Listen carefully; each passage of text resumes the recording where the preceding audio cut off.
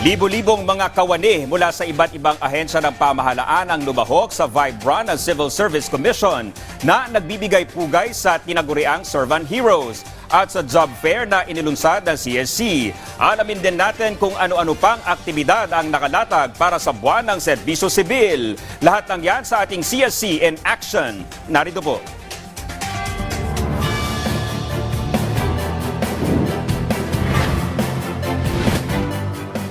Magandang araw Pilipinas, tayo ngayon ay nabigyan ng pagkakataon upang tugunan ang inyong mga katanungan sa mga programa at patakaran ng Civil Service Commission.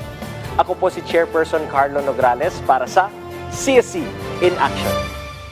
Sa pagtatapos ng unang linggo ng Philippine Civil Service Anniversary na may temang Linggo ng Lingkod Bayani, naging matagumpay ang pagdaraos ng Vibe Run at Government Job Fair.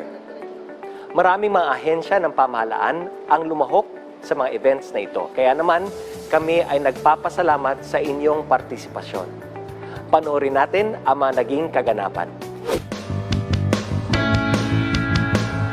In celebration of the 124th Philippine Civil Service Anniversary, binalik po natin ang fun run, tinawag namin Vibe Run. At fundraising po to para sa pamanang Lingkod Bayani, para makalikom po tayo ng pondo para sa mga civil servants who died in the line of duty. Binibigyan po natin ng one-time financial assistance of 100,000 pesos ang naulilang pamilya. At syempre scholarships din po para sa kanilang mga anak.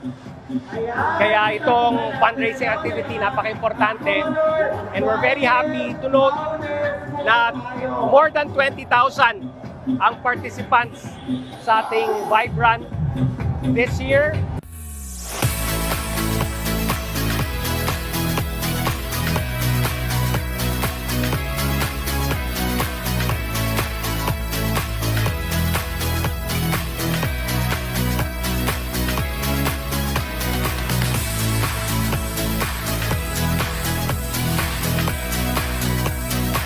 To all of those na magka-qualify and maha-hire, welcome.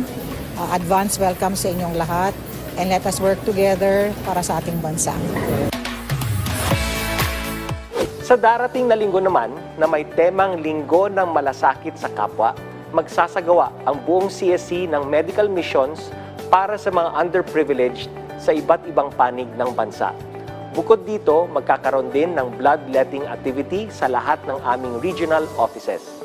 Para sa NCR, gaganapin ang bloodletting sa CSC Central Office, Batasan Hills, Quezon City sa September 12. Inaanyayahan namin ang mga kawani ng pamahalaan, pati na rin ang kanilang mga kamag-anak at mga pribadong individual na sumali sa blood donation drive na ito. Para sa karagdagang impormasyon, maaaring bisitahin ang PCSA microsite at csc.gov.ph/PCSA2024. Hanggang sa susunod nating talakayan, mga issue ay tutugunan. Mamamayan muna, CSC in Action. Ako po ang inyong lingkod, Chairperson Carlo Nograles.